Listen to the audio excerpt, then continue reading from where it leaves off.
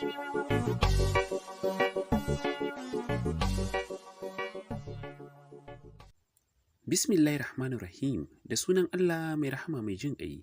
Sirrin mijina kashi na 15.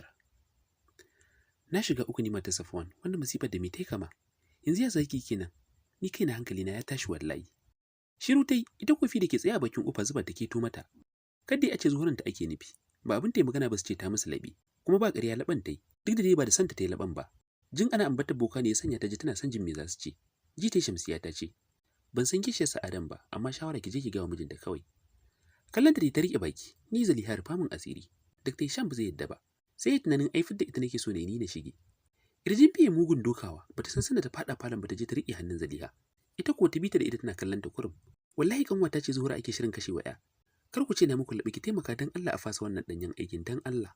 Kallon Shamsiya Zaliha tai, Shamsiya ta gida mata kai alamar ta yi magana. Ya daga sama zaki ce da mu kanwa ki ce, kuma baiwa Allah ki wace ce da zaki zo ki tsoma mana baki a magana. Shamsiya ce ta tafi. Tinga Zaliha kanwata ce Nafisa, ita ce matar Safwan da ya auro.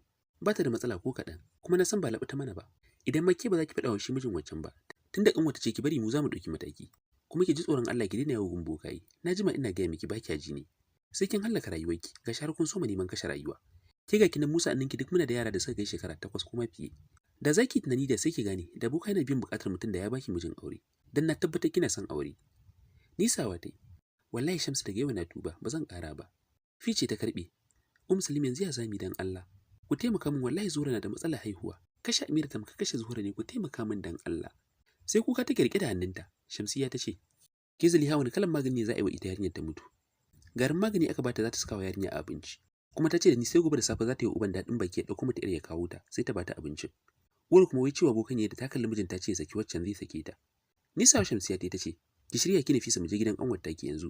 Ke kuma Zaliha kurum ki kama bakin ki." Bata damu ba sai istighfari da ta so mai suka fita tare cikin gaggawa suka dire Zaliha a gidansu. Suka je gidan Zuhura suka tarar tana wanka. Haka suka jira ta fito. Shamsiya ce da kanta ta mata bayanin komai ta ƙara da cewa addu'ar da yake ce ta sanya Allah ya matsa bakin Zaliha ta gaya min. Ya kuma bai fi da jin komai. Kin ga da muka tsayawa gidanta sai Allah ya kawo ta faɗi ne ta ji komai. Saboda haka shiryo Amira ki haɗo kayan ki mu bar gidan salin alin kafin ya dawo. Sai mu dukufa da saukar Alƙur'ani. Ni zan taya ku. Aniyar ta bita.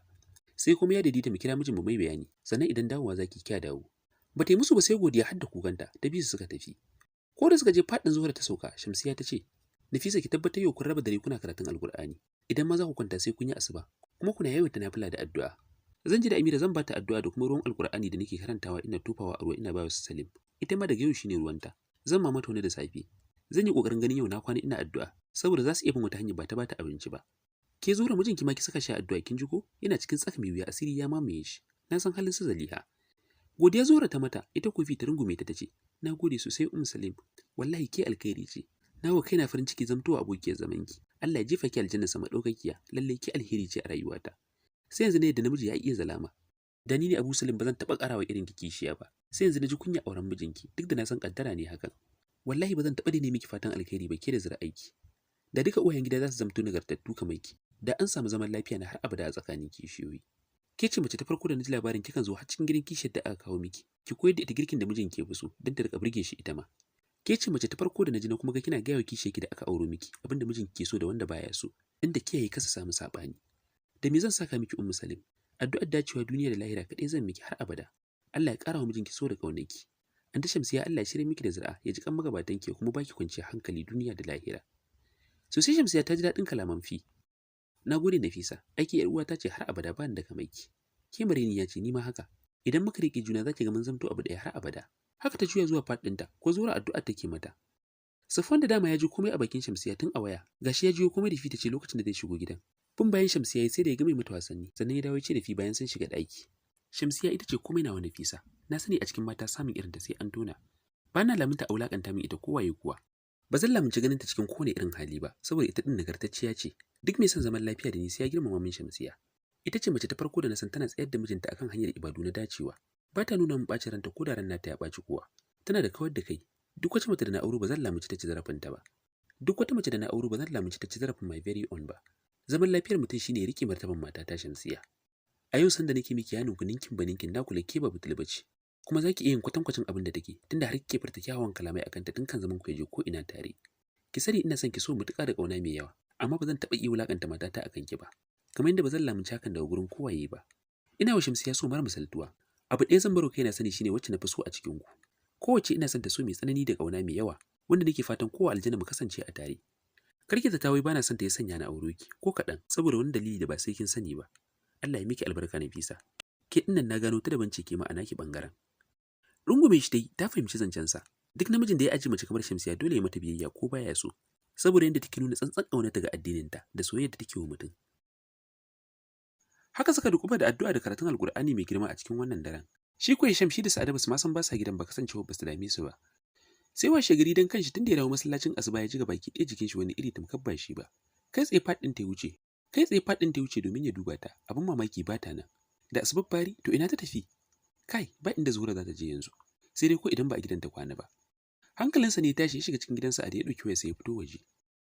Aboki, Zuhura fa ba ta gidanta. Dama Jalal cike yake da takaicin shi ya ce a fusace. Duk inda ka kai mu kanwa wallahi ka nemo ta. Baka cin abincin da baka yi mata magana baka hidimarta dan ka auro wata. Kana gani kamar Allah zai baka ne?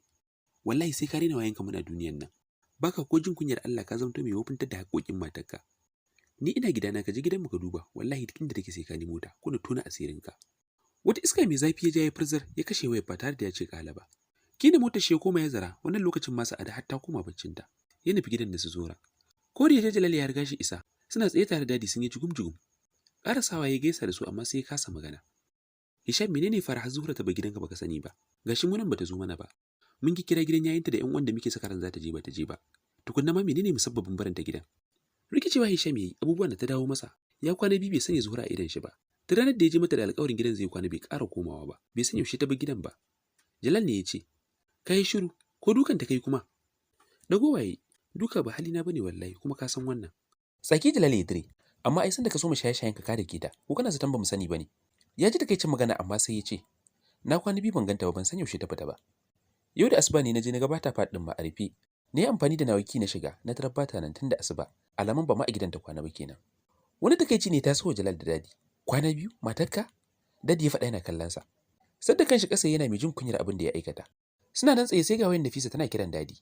Kaucewa daga gunsa kirjinsa na dukawa. Kar ita ma a ce ta soma da matsala wannan kiransa safa haka. Assalamu alaikum shine abin da ya furta bayan ya daga wayar. Amma wa alaikum salam dadi barka da safiya. Nafisa kina lafiya? Yaya mi gidan naki? Murmushi ta tamkai yana gabanta. Yana nan lafiya lau dadi. Gashi nan ma ya ce a gaida ka. Masha Allah kice ina amsawa ni ma ina gaida shi. Dadi dama na ce ne bari in sanar da ku Zura tana gidana tun jiya. Wata matsala ce mai girman gaske ta taso da yasa dole ta zo nan din. Amma ba mu so mijinta ya san tana nan din. An jima insha Allah ni da dakta za mu zo mu maka bayani dalla dalla. Wata ajiye zuciya ya dire da hasai da ta jiyo. Alhamdulillah dama muna kan neman ta. Ga mijinta can ma ya zo neman ta gida amma tunda haka ni ba zan ma gaya masa ba. Ina da minti 11 na safe sai ku zo da wuri. Godiya sosai ta yi masa suka yi sallama ya koma gunsa Hisham. Sallama kurme mai ya shige abin shi.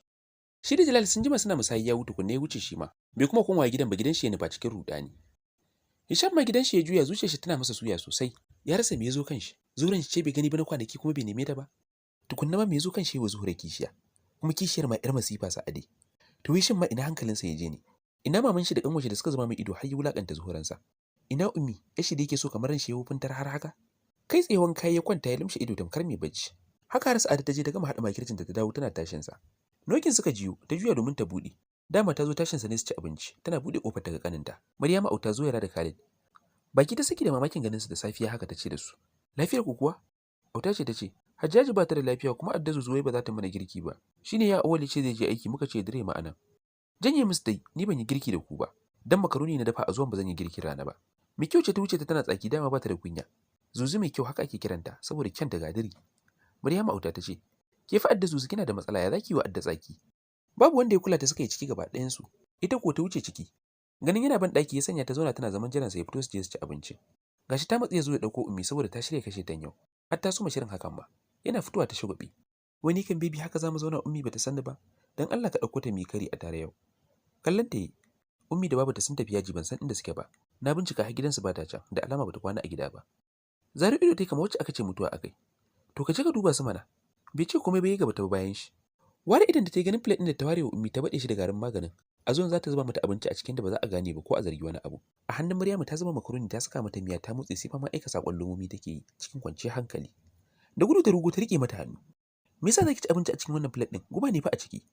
Babu wanda ya baiwa zancen muhimmanci saboda sun zata tsorata Maryama take, ganin tana ci kamar mai yunwa. Har Hisham ma bai baiwa maganar muhimmanci ba. Tsaki ta wuce kicin da plate a hannu, ita kuwa Maryam ta juya akalar cokalinta zuwa plate ɗin Khalid. Suka ci gaba da cin abincin tare.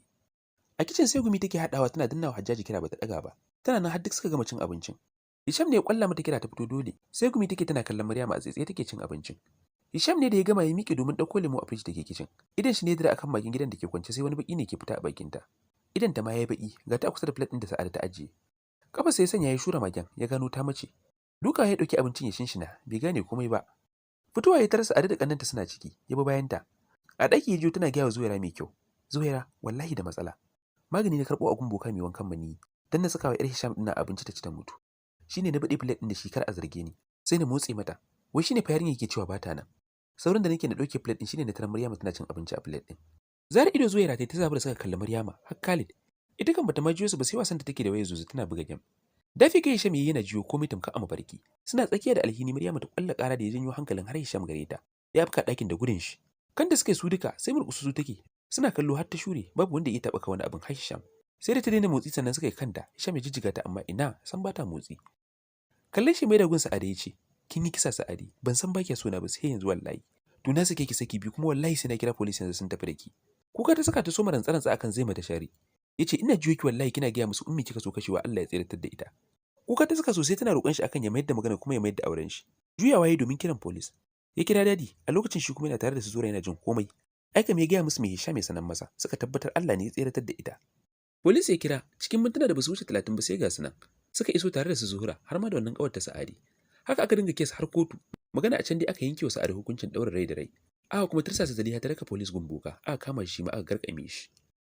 Fi da Safwan da Shamsiya su ne suka shige gaba gurin ganin an samu daidaito tsakanin Hisham da Zuhura, inda suka dawo rayuwarsu mai tsafta cikin aminci. Mami da Dadi sun ga halacci a gurin Nafisa na sosai da sosai, sun sanya musu albarka ita da Shamsiya ba adadi. A falo Safwan yake zaune da Shamsiya yana mata tsifa, ta dora kanta a saman cinyarsa shi ko yana mata tsifa a hankali wai kar ta ji zafi. Cikin zolaya ya ce, "Very on sumakin nan ta yi da ta sosai, duk kin gama bata min jikina da ƙura." Turo baki dai a shagobe, "Haba Abulkair, ni yaushe dududu na wanke kan, last week fa na wanke kuma aka min kitso. Dama babu wanda ya kai ka hango da ai." Murmushi yayi, "Allah dai ya sa ga zahiri nan, duk jikina da tinkanki ne. Ni mu je na wanke miki kuma ki min wanka, ki wanke min dattin da kika goga min." Bata kula shi ba dai har ya kammala mata tsifar. Suka je wanke busan mata da handraya, sai tsokanar da yake wai mai dattin kai. Idan da sabo kuma ta saba da tsokanar da yake yawan mata. Halinsa ne neman magana. Sai da ya daure mata gashin da ribon ya feshe shi da tararukan kai sannan ya ce, "Mu je ki min wankan ko?" Dama jiran shi take ta kwasa a guje akan ba za ta yi wankan ba, ta nufi hanyar waje. Bun bayan ta yi da gudun shi ma suka dunguma waje suna dariya. A can suka haɗu da Nafisa ta riƙe Shamsiya tana dariya. Salim menene? Ƙoƙarin kwacewa take, sake ni kar ya cifke na Allah ba zan ba. Kan su wani yunkuri ya ƙara so yana ƙoƙarin riƙe Shamsiya. Bayan fita koma tana ƙirƙira dariya, ita ko ta tattare shi da hannayenta. Yasaf me haka me ta maka? Dariya suke dukkansu suna haƙi. Bauta ta saka ni fa, kuma shine ita ba za ta biya ni ba. Dattin kanta ta barbaɗe da shi shine nace sai ta min wanka ta cire min dattin, wai ba za ta yi ba. Dariya sosai bai fi jin wannan abin sai ka ce yara, shine suke gudu. To ka je kai da kanka mana antina ba za ta wani cire maka datti ba. Hannu ya sa ya janye fi yana kokarin damƙo Nafisa. Suka juya a guje zuwa faɗin fi dukkaninsu. Falo suka zube suna mayar da numfashi. Ran kwashe Safwa ne kai wafi. Ke ga mai antuko? Zaki banshe ta ne dan ni yau dole sai an cire min dattin da ke jikina. Idan ba haka ba sai dai kowace ta rika zuwa salon na daina muku gyaran gashi. Dariya suka saka masa dukkansu. Muna da komai na gyaran gashi a gidan nan. Kaga idan maka ce ka daina mana sai na mata ita mata mu. Ni da Allah ya baiwa ƴar uwa kyauta? Shamsiya ta faɗa tana dariyar mugunta. Fi ta masa gwalo ita kuma. Kwafa ya miƙe da sauri, Shamsiya ta sha gaban shi. Wasa nake maka mu je da maka shikenan. Burge fi suka yi, tace lallai ga inda ake zuba lafko a gaban waye. Tunda suka zama free da ni ko me zai sa na ji haushi? Ni ma umure kawai a dama da ni. Kan wani magana ya ce, "Ke kuma Nafisa tunda kika zuga ta sai ki zo ki shafa min mai idan ta gama sabe ni. Ba zan haƙura ba sai an min yanda nake so." Dariya suka saka su biyu. Wanka ne kawai ba za mu maka a tare ba, amma don wannan ai mai sauki ne. Haka suka dunguma sai da kowace ta mai abin da yake so sannan ya ce, "Ku bar Little gurin sa'anta Amra, ku shirya mu je yawo, karfe 6 mu biya mu dauki yar Islamiyya ko?" Tsallafi ta daka tana murna za su je Chile, Shamsiya na dariya ta ce, "Abulkari ina za mu je?" Season 7 za mu je, daga nan mu je Tantan. Idan mun dauko su mu kai su Habila su sha ice cream. Rungumarsa suka yi su duka, mijinsu mutum ne mai son duniyanci. Season 7 suka fara zuwa, a can suka ci samosa da meatbags na miti sinasar mai daɗin gaske. Bayan nan suka je Tantan siyan shawarma, kan su juya tarbiyya ɗaukar yara daga Islamiyya, daga can suka wuce Habila shan ice cream. Tunda suka bar makarantar yara zuciya fi ke tashi sosai, ta rasa nutsuwar ta gaba ɗaya, ga kuma ciwon ciki da ya mata daren miki a kai tsaye. Haka take ta burkusu tana yatsa na fuska. Ice cream din mata gagara sha, Shamsiya ce ta fahimci hakan. Fiko shine miki wai kiwa ice cream yanga? Murmushi da kakalo. Ciye-ciyen da muke ne sa ciki na ya cika. Bana tunanin ice cream ɗin yana da wurin shiga a cikina, sai dai ko an jima sai na je da shi gida. Yanayin da kaɗai ya isa ya nuna maka cewa akwai abin da ke damunta. Amma sai Shamsiya ta yi shiru gudun kada ta ƙure ta da yawan tambayoyi. Haka suka je gida, jefi-jefi take jeho bakinta a cikin zancen su, har suka isa gidan. Sallan magariba suka jira Isha suka yi, yau ba za su ci abinci ba an yi ciye-ciye. A tsaitsaye ta yi musu sallama ta wuce faɗinta. Shi da kanshi Safwan ya kula kamar akwai abin da yake damunta. Bai dai yi magana bane gudun kashe Shamsiya ta kawo wani abin a ranta. Kwanciya ta yi a ɗakin ta cikin ta yana jujjuya mata. Ta sani wannan uban ciyecin da ta ne ya saka ta wannan ciwon cikin. Ita ma dai da ta sani da bata yi ba. Haka dai ta juya har 12 ta gota. Zuwa karfe 3 na dare ko ta soma murƙusu ita ɗaya a ɗaki. Sai kuka take tana sharfe hawayenta. Tana so ta yi sallah amma ta gagara tashi a haka har gari ya waye. Dama ranar Monday ce har 7:30 bata fito ba. Ya sanya Anta Amar shiga ta bincika saboda ta sani idan ta tashi sallah asuba ba ta komawa bacci. Kuma ta dinga ayyuka kenan saboda kasancewa ta mai yawan son aiki da asalin tsafta. A kwance ta tadda ita shame-shame a ƙasa ba ta ko iya motsi saboda ta galabaita. Sai numfashi da take saukewa da sauri da sauri. Da Asma Amar ta yi kanta. Nafisa, lafiya me yake daminki? Da kyar ta dago kanta ta kalle ta tace, Anta Amar ciki na yake min ciwo sosai ban yi bacci ba tun jiya. Subhanallahi, shine kuma baki faɗa ba? Ai da kowa ya kinyi ko ki same ni a ɗaki na. Kasa magana ta yi, Amar ta juya da zumma kiran Shamsiya. A can suka da ita tana kokarin shigowa ɗakin. Na zo duba Nafisa ne, naga 8 saura kwata amma bata fito ba, har yara sun wuce school. Ba ta da lafiya ne ta ce da ni bata yi bacci ba ciwon ciki take fama da shi. Subhanallahi, bata yi magana ba kuma? Mu je na duba ta. Ganin ta galabai ta ya sanya ta kiran Safwan. A ruɗe zogun ta ya daga ta ya ce, ciwon cikin dai kurum, kina gudawa ne ko kina amai? Girgiza musu kanta ta alama ko ɗaya. Taɓa cikin yayi bayan ya ɗage rigar baccin da ke jikinta, ya sanya hannun shi ya ja fata cikin nata. Sosai ta bashi tausayi, ya ce da Shamsiya, very well ina ga sai mun je asibiti ba. Langwabar da kai ta yi alamar tausayi. Da sanyo hijabi mana sai mu kama ta ga alama ba za ta iya tashi ba. Hakan kuwa akai, tare da kai ta sai sannan suke mata. A can aka yi 'yan gwaje-gwaje da za a yi ba a gane komai ba. Wurin an ba ta maganin ciwon ciki haɗe da ti mai kauri saboda ba komai a cikinta. Shan tiki da wuya ta soma kwarara amai kamar ba gobe.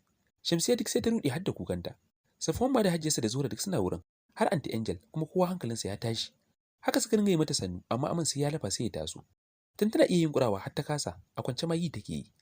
Safwan sai ayo ya tabbatar wa kanshi yana wafi san da baya wa rayuwar shi. Saboda ya sha ganin patient suna ciwo fiye da nata. Wasu masu rasa hannun shi, amma Shamsiya ce kawai ke saka shi kuka idan ya ga tana ciwo haka. Sai gashi yana wafi ma wannan kukan. Ya tabbatar duk wanda ya wa irin san da ya ji kusa da na Shamsiya, to ko tabbas yana matuƙar san sa. Baya ji bayan mahaifiyar shi kokarin sa yana wani san da yake wa Shamsiya a rayuwa. Lalle yana ganin wannan san da yake wafi baya rasa nasaba da tsananin girmamawa da take wa Shamsiya. Shi kam duk wani masoyin Shamsiya masoyinsa ne na haƙiƙa ma kuwa. Haka aka yi ta fama kwana biyu a asibiti tana ta fama da amai mai tsanani da ciwon ciki. Sai daga bisani dai Shamsiya ta ce da Safwan, wai ni kam duk wannan gwaje-gwajen da ake wa Nafisa an yi gwajin ciki ne? Wani ciwo ne haka babu kakkautawa yarinya sai wahala take yi. Duk ta yi fayo da ita ta yi fari. Jinjina kan shi yayi. Nafisa fa auren ta biyu wannan ne na uku. Ta ce da ni ko batan wata ba ta yi ba, bana tunanin ciki ne da ita. Mamakin shi yasa ta rike baki. Ka sani ko rabo ne babu a tsakaninta da mazan sai a wurinka? Dai wannan magana a je a yi gwajin kawai a yi mata hoto. Bai musa ba aka je aka yi mata hoton, nan take ko sai ga ciki. Sati 13 har da kwana biyu. Mamakin duniya ya kama Shamsiya, ko kaɗan cikin Nafisa bai taso ba, ko ta wani alama na mai ciki. Ko a wannan ciwon cikin wata ta ci wani abu ne da ya taɓa cikin da ba za mu a gane ba. Murna auren Shamsiya ba a magana, Allah ya sanya mata san yara. Gashi ita ma yadda kaddarar ta zo. Za mu iya cewa ta fi Safwan murna da zumuɗi. Kofi ta sha mamakin jin tana da ciki, saboda babu wani abu da ya nuna mata alama hakan.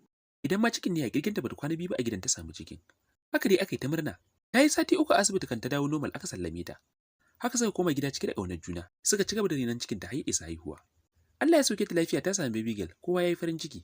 Ranar suna aka saka wa yarinyar Shamsiya. Gashi dama Safwan ya hana wa Fi komawa wanka gida. Shamsiya ce ta yi ruwa ta yi tsaki ta kula da Fi tsakaninta da Allah har ta yi 40. Kayan gyara ko da ta haife ta iyaka kenan. Babu kisa haka ta gyare wa Safwan matarsa ta dawo sabuwar fil. Fi har kunyar da take ji. Ko a tarihi bata ji mace irin Shamsiya ba, ga riƙon addini ga kuma riƙon amana. Tana biki amma kunna mata karatun Alƙur'ani take kullum. A cewa ta idan baka da tsarki kowane mugun abu ko iska zai iya cin galaba a kanka. Haka kuma bata bari ta zauna sai tana tasbihi tana istighfari da salatin Annabi Rahama sallallahu alaihi wasallam. Ta koyar da ita abubuwan addini da bata san da su ba. Ta nuna mata miƙa wa Allah lamura da komai. Kai Shamsiya lalle yar aljanna ce. Tana daga cikin mata mafi alkhairi a duniya. Sai ka jere mata dubu baka cire irin ta ɗaya ba. Allah ya ba mu ikon zamtuwa irin ta. Ya sanya mu zamto masu addini da alkhairi a rayuwa. Zura da Fida ma dukkanin 'yan gidan sun zama abu ɗaya. Komai ya wuce auren su kamar ba a yi ba. Alhamdulillah. To, 'yan tsakar gida. A nan muka kawo ƙarshen wannan littafi mai suna Sirrin Mijina. Ina mai baku hakuri sakamakon kawo labarin nan da ne cikin dare. Dare ma irin wanda na daɗe ban yi irin shi ba. A zahirin gaskiya da labarin ba zai zo ba saboda ɗan ƙalubalen da aka samu. But amma kuma na ga rashin dacewar a zauna jira ba a gani ba kuma ga na yi muku alƙawarin cewa ko da ba a samu labari ba komai dare zai zo. Alabashi kwatsin kayi shi da safe. Hakan yasa na zauna sai da na karasa shi na kawo shi a yanzu. Dama an ce aski in ya zo gaban goshi ai ya fi zafi.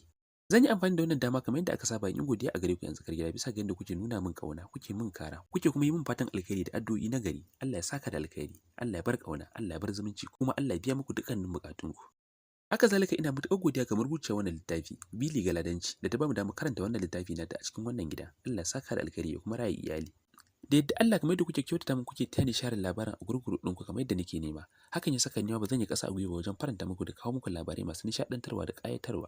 Insha Allah nan ba da jima ba za ku ji ni tafi da wani ƙayataccen labarin kamar yadda aka saba. Na ku har kullum Umar Mai Sanyi limamin tsakar gida.